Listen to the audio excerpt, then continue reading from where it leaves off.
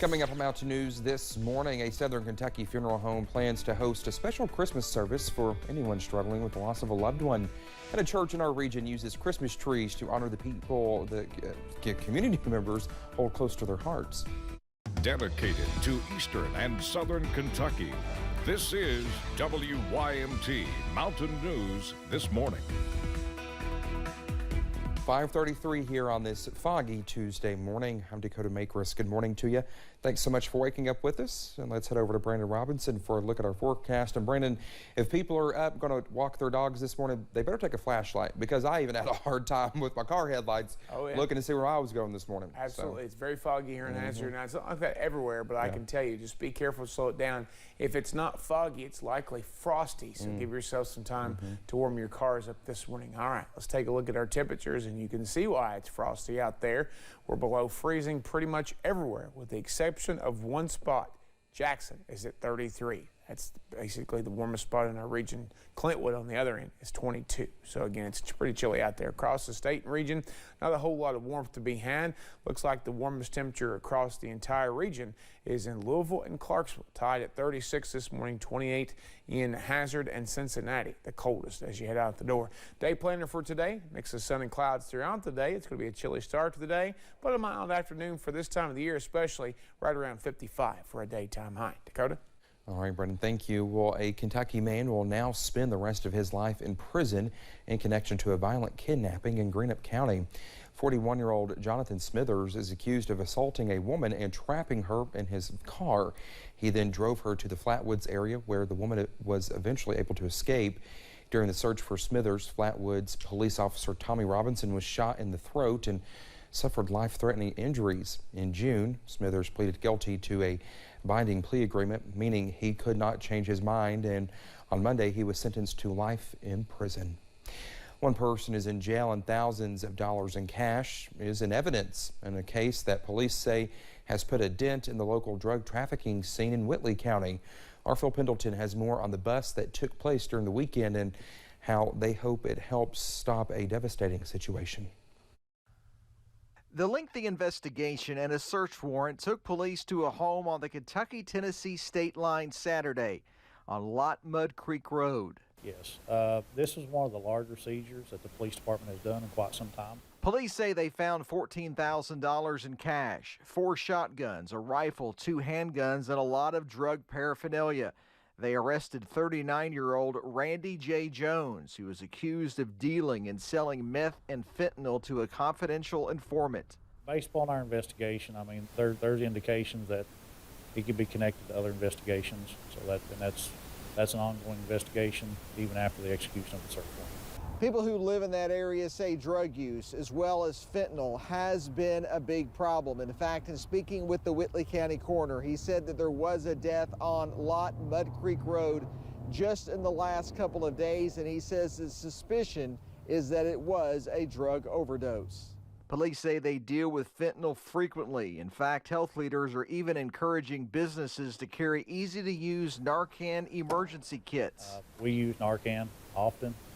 All of our officers are equipped with Narcan in their vehicles, and it's just becoming a regular thing, and it's just not something that we're proud of, but we're ready if it happens. And with this arrest and seizure, they hope it happens a little less often now. In Whitley County, Phil Pendleton, WYMT Mountain News. The Whitley County Sheriff's Office and State Police also assisted in the investigation and arrest.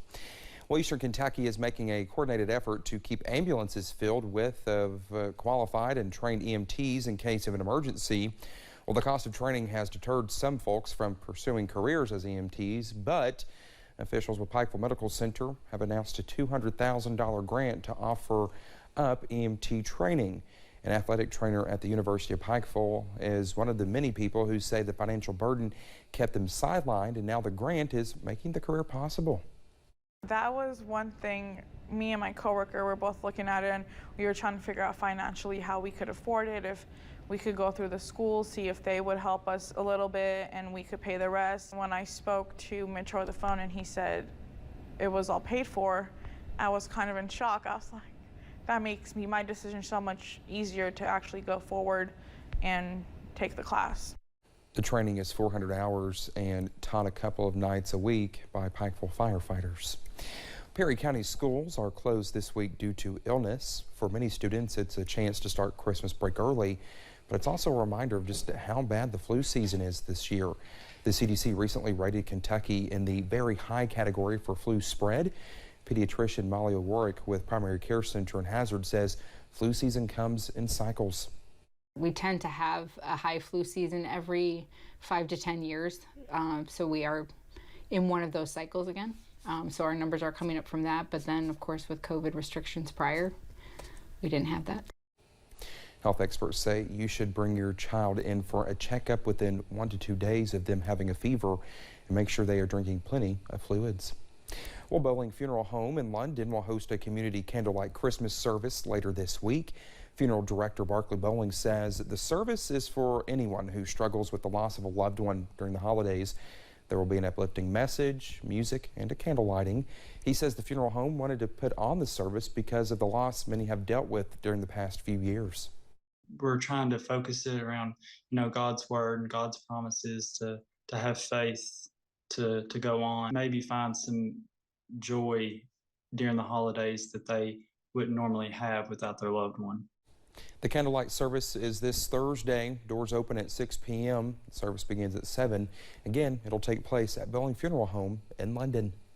Christmas trees are a big part of many ways to celebrate the holiday. Our Chandler Wilcox tells us how leaders at a Corbin church found a way to make Christmas trees even more symbolic this year. 75 Christmas trees are lined up and down a field next to Sacred Heart Catholic Church, each one symbolizing something special to a community member. I think it speaks directly to their heart, Every tree has a decorative setup speaking to what each person finds joy or compassion out of. There's been a lot of people that bought the trees and everything, and they've got the signs on them, and they've decorated them with ribbons and stuff, and then they come and they walk through and they look at their tree. Both Karen and Father Damien have trees that are special to them. For Karen, her tree symbolizes her son's victory over cancer. Father Damien dedicated a tree to his brother who died in their home country, Nigeria. I put a tree for him, and that represents my whole family, back home, yeah. The trees show what Christmas means to church leaders and so many in the community itself. I think everything about it, the Christmas tree here, people looking at those Christmas trees, the sign, the memory they put there, that comes to their mind and everything, then boils down to what Christmas is all about. The trees bring light both figuratively during the day and literally at night. In Corbin, Chandler Wilcox, WYMT Mountain News. Well, the Christmas star that has shined bright over the city of Corbin will not be lit up this holiday season. City officials say vultures damaged the star and they will have to replace it with a new one. The star sits on top of a water tower overlooking the town. Officials are hoping to have a new one by next year. Primary Care Centers of Eastern Kentucky and Hazard is bringing joy to kids across the region. Well, its Christmas on the Hill event kicked off Monday. Tammy Hignite with Primary Care Center says those involved wanted to host a fun event for kids this holiday season.